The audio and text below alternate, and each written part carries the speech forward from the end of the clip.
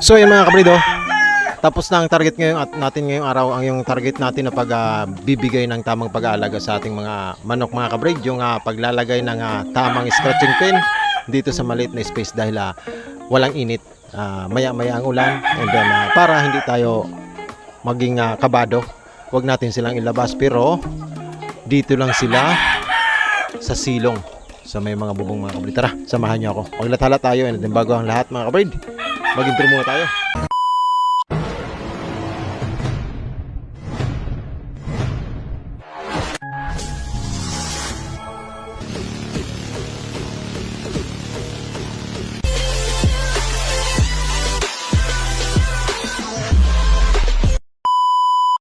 So good morning mga kabrid, good morning po sa inyo lahat. Ito mga kabrid, pagpapakita, paglalathala at pag-viewing sa ating mga alagang manok, baby stags, and then ating itong Boston sweater mga kabrid, yung kay Sir Jonathan mga kabrid, yung malaki yung pangangatawan niya. So ayan siya, banggirado na Boston sweater mga kabrid. Tapos yung mga baby stag natin, yung last year natin, last breeding mga kabrid, na may 5, 4 na lang sila mga kabrid. Ayan Boston sweater na galing kay Sir Skittles, palahi natin yan.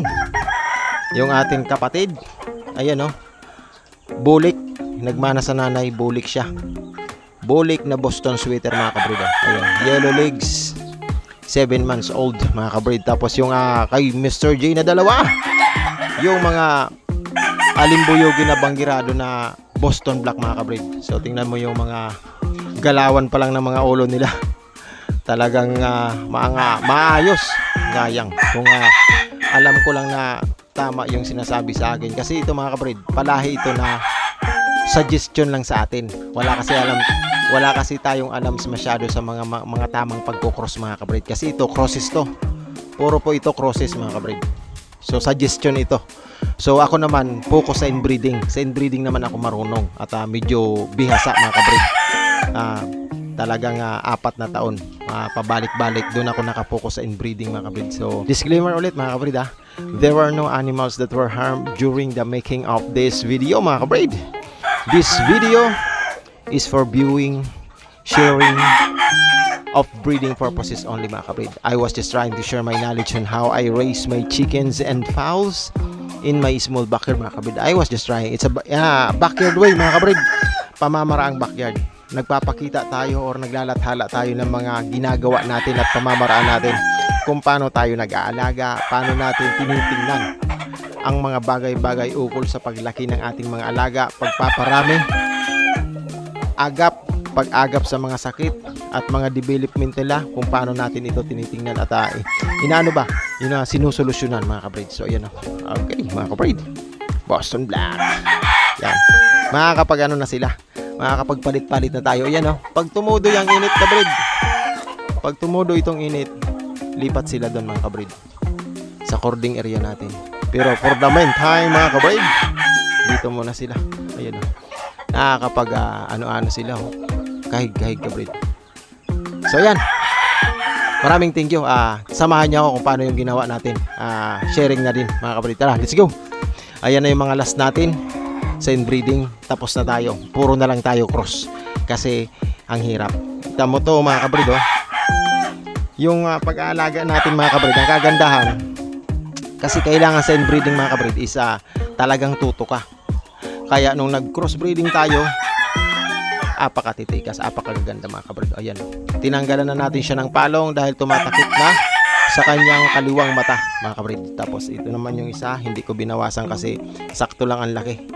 Maaaring lumaki pa, kaya lagi lang tayo nakamonitor. So ito mga kabrid, para po makapag-exercise sila, makapaglakad-lakad, makapagkahig-kahig mga kabrid. So ayan kabrid, mga dirty pit na limbuyogin, tapos banggirado.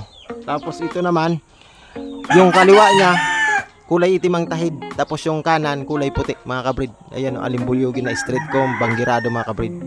Ayun, apakaganda ng tayo nito kabrid.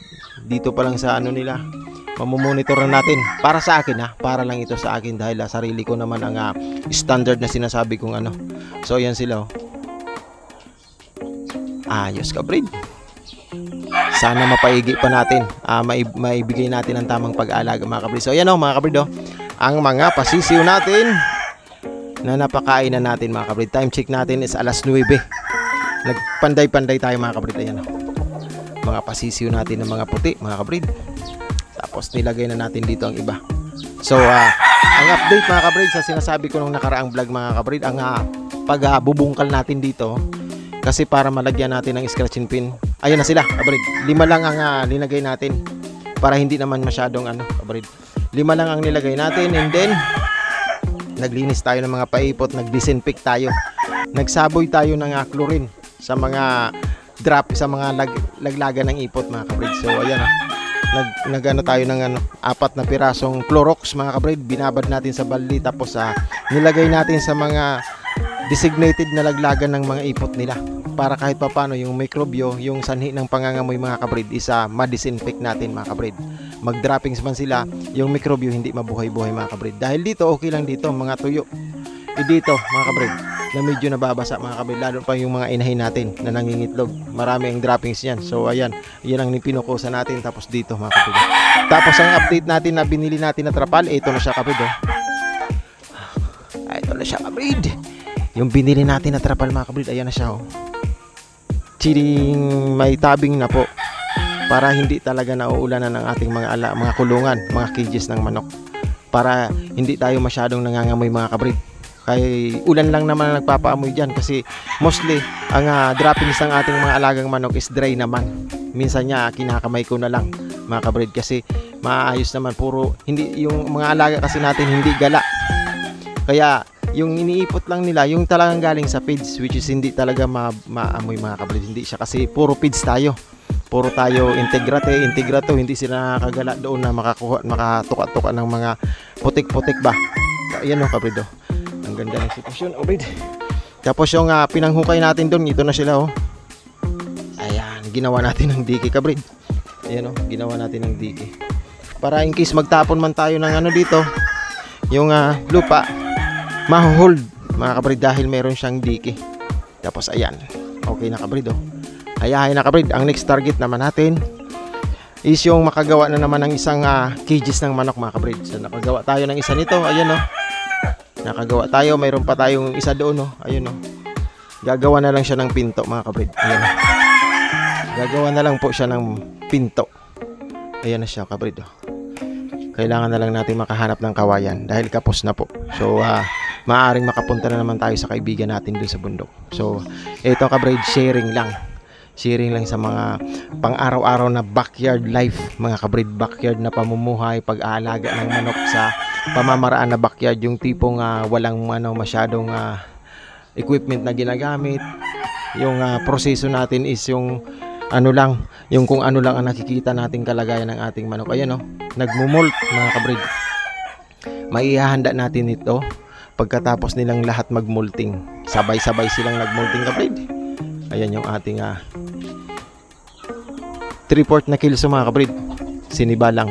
Yung isa nito nasa Bicol na kabrid kasi kambal-kambal to yung isa nasa Bicol na. Ito naman yung wine red na pula. Ayan siya. So nakakording sila dyan kabrid kasi iniiba ko yung sistema nila. Ngayon pa lang inaano ko na sila, sinasadya ko na silang na dumadapo doon. Sinasadya ko na silang may mga dapuan para pagdating ng tapos ng kanilang molting or pagpapalit balahibo, maayos na agad ang kanilang sistema or yung locomotor or balansyado na sila pagdating sa pangangatawan at galaw mga kabrid. So ayan mga kabrid, maraming salamat sa patuloy na pagsabay dyan.